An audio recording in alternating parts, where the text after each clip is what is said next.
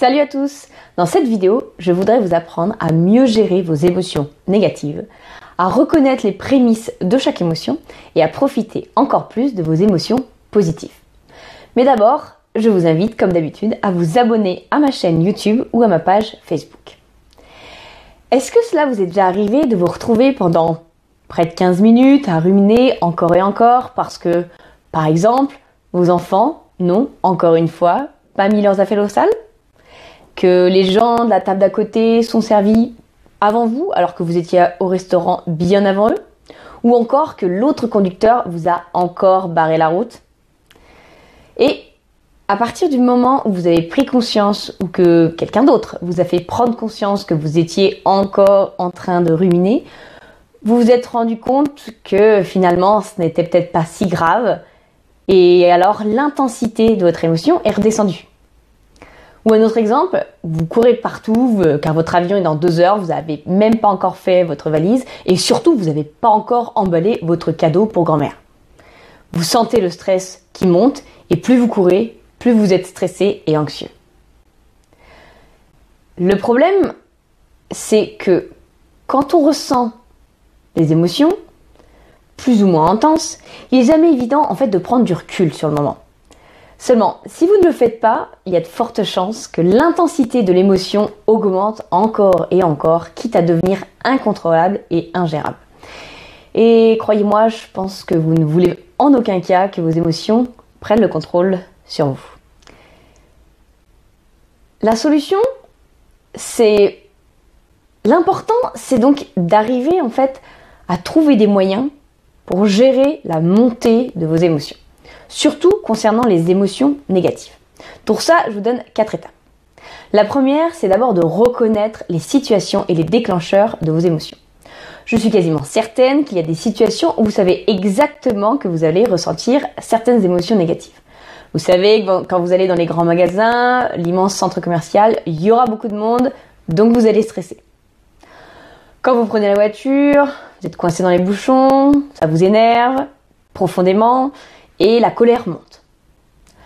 Lorsque vous êtes dans la file d'attente à la caisse de votre supermarché, vous êtes frustré parce que vous devez attendre vraiment très longtemps.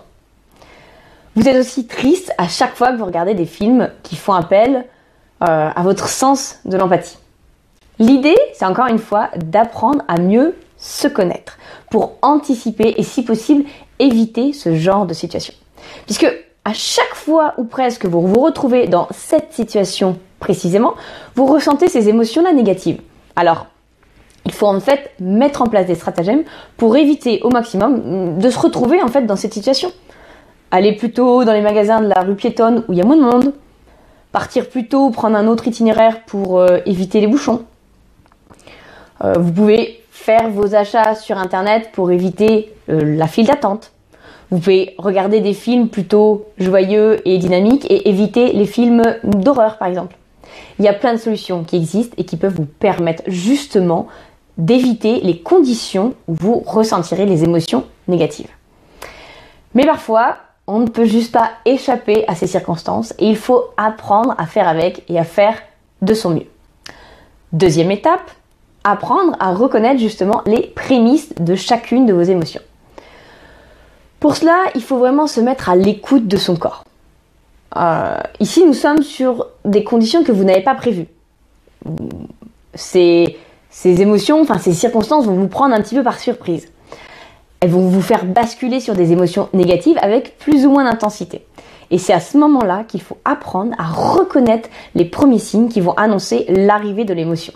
Par exemple, vous avez la respiration haute et courte, très rapide, votre cœur qui s'accélère, votre température corporelle qui augmente, votre cerveau qui n'en finit pas de vous proposer plein d'informations pour vous sortir de cette situation, vos mains qui deviennent toutes moites. Je ne dis pas que vous allez vraiment avoir tous ces symptômes-là à la fois, je ne vous le souhaite pas en tout cas, vraiment.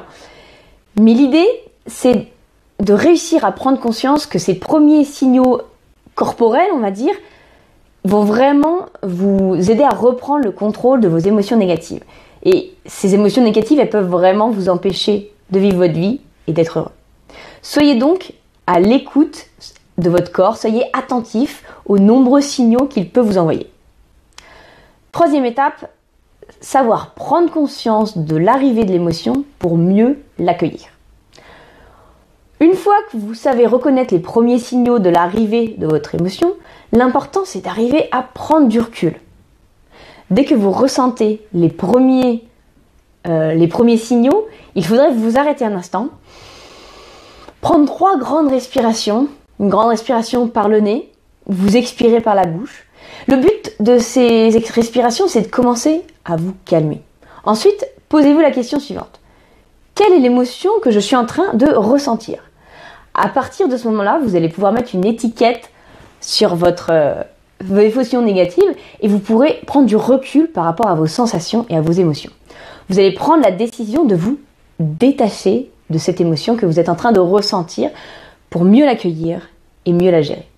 Quand vous vous apercevez en fait que vous êtes en train de ruminer et de vous énerver tout seul dans votre file d'attente, vous vous dites « Je suis encore en train de ruminer là, je ressens de la frustration ». Et je suis persuadée que si vous arrivez à faire redescendre la pression, rien qu'en ayant conscience de la frustration. Et c'est aussi intéressant de se demander pourquoi suis-je en train de ressentir cette émotion précisément. Posez-vous la question et essayez de comprendre qu'est-ce qui vous a mis en fait dans cet état émotionnel. Chercher la cause vous aidera forcément à mieux comprendre comment vous fonctionnez. Alors je sais, certains vont me dire « mais la colère c'est bien, il faut la vivre, il faut la ressentir, ça me permet d'être quelqu'un, ça me permet de m'assumer ». Et bien si c'est ce que vous voulez vivre, je dirais « très bien, je ne vous en empêcherai pas ». Personnellement, j'ai vécu dans la colère et dans les émotions négatives pendant beaucoup trop d'années. Ça m'a littéralement pourri la vie, pourri mes relations amicales et sentimentales.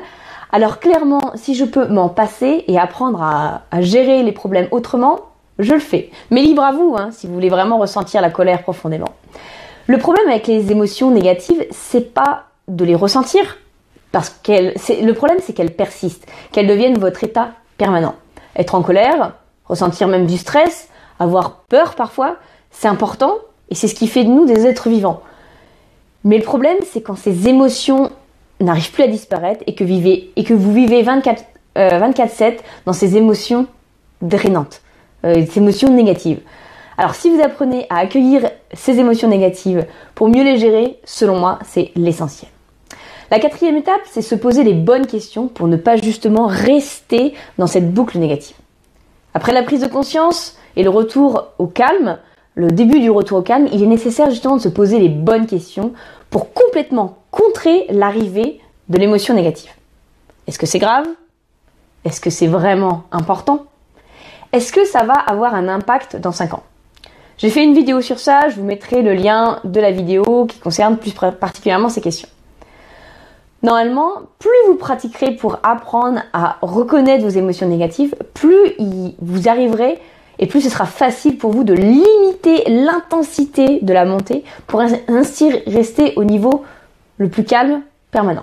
Alors c'est à vous de jouer. Et en 5e étape bonus, je vous propose d'appliquer les 3 premières étapes pour maximiser les émotions positives. Le principe avec les émotions positives, c'est complètement l'inverse. On voudrait connaître les situations qui justement nous apportent de la joie, du bonheur, du plaisir, des rires, de l'émerveillement et même de l'amusement, toutes les émotions positives en fait. Et on veut faire en sorte d'avoir encore plus les conditions et les circonstances comme celle-ci. Si vous apprenez également à reconnaître les premiers signaux de ces émotions positives, une fois la prise de conscience que vous êtes en train de vivre une émotion positive, soyez reconnaissant de vivre cette émotion. Et au contraire de l'émotion négative, prenez la décision de la vivre pleinement en toute conscience pour en apprécier encore plus les bons moments. L'intérêt de faire ça avec les émotions positives, c'est vraiment de maximiser votre expérience. À l'inverse des émotions négatives, on veut se plonger au maximum dans ce qu'on est en train de vivre, dans ce qu'on est en train de ressentir. Et le fait de mettre une étiquette sur ce que vous ressentez ne doit pas, cette fois-ci, vous en éloigner, mais au contraire, vous permettre de vivre cela encore plus intensément. Alors n'attendez plus. Mettez cela en pratique dès ce soir en rentrant du travail, en métro qui est blindé ou dans les bouchons. Donc, pour mieux gérer vos émotions, première étape, connaître les situations et les déclencheurs de vos émotions. Deuxième étape, apprendre à reconnaître les prémices de chaque émotion. Troisième étape, savoir prendre conscience de son arrivée et mieux l'accueillir. 4e étape, se poser les bonnes questions pour ne pas rester coincé dans une boucle négative. Si c'est une émotion négative, le but est de minimiser la durée et l'intensité de l'émotion. En revanche, si c'est une émotion positive, le but est au contraire de maximiser la durée et l'intensité pour la vivre pleinement. Comme d'habitude, si vous avez aimé la vidéo, vous pouvez liker, partager, commenter. Et je vous offre le guide des 15 habitudes des personnes les plus heureuses et les plus productives.